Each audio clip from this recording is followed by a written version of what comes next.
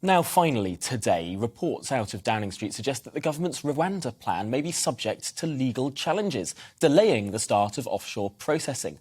This Rwanda deal means that those who arrive in the UK via unofficial and illegal routes, like those channel crossings we've seen spike to record levels, could be deported, assessed and given residency in Rwanda rather than Britain. Well, joining me now is Nadia Pylypchuk, immigration lawyer and policy specialist. Welcome to the programme, Nadia. It's interesting, this policy, because for a number of weeks, people were suggesting that the effects of the policy may be working. There were very few channel crossings, but now the number of channel crossings has risen again. And it doesn't look like the policy, although it hasn't started yet, it doesn't look like it's had that deterrence effect as of yet.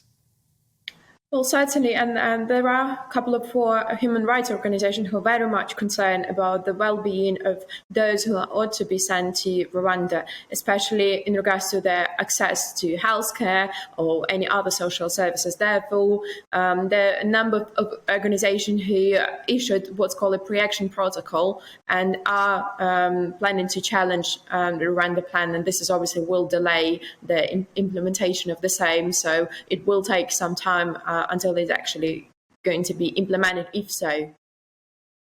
It's interesting that the government seems to be waiting for these legal challenges. Could the government not start the policy while it's being challenged? Is that not an option before the government? Well, I believe it's going to be very difficult for them to do so, as it will raise a voice of those who are very much concerned. And obviously, human rights organizations are a strong opposition to the government, and they will not permit the same to happen unless there will be clear guidance and clear policies written, which will reassure that people are going to be safe.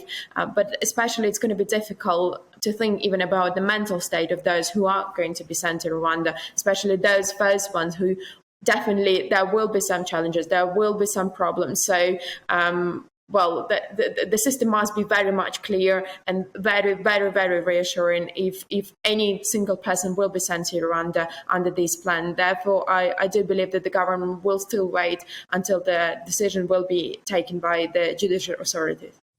Interesting. Government waiting there. I wonder, on what grounds will this policy be challenged? What does the government need to watch out for? What will the arguments in court be over specifically?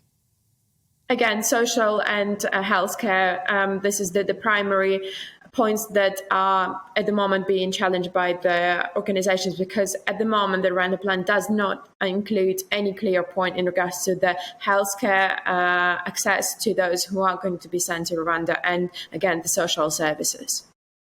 And so if you were to finally in this conversation give your assessment on how likely it is that this policy will actually ever see the light of day, that actually planes will ever start flying to Rwanda with people who have crossed the channel aboard them. What is your assessment on the likelihood of that? It's difficult to predict, because obviously everything now the ball is with the government, so they need to respond to the pre-action protocol, and they have few options: either to agree and amend the policy or disagree, and then it will clearly go to the procedure, what's called judicial review, and it will take a good couple of months or even a year for the same to be taken. So even if the Rwanda plan will be implemented, it's not going to be anytime soon, so not in a month or two, definitely. Well, really interesting stuff there. Thank you so much for talking us through it. Nadia Pylypchuk, immigration lawyer and policy specialist, of course. Thanks for joining us.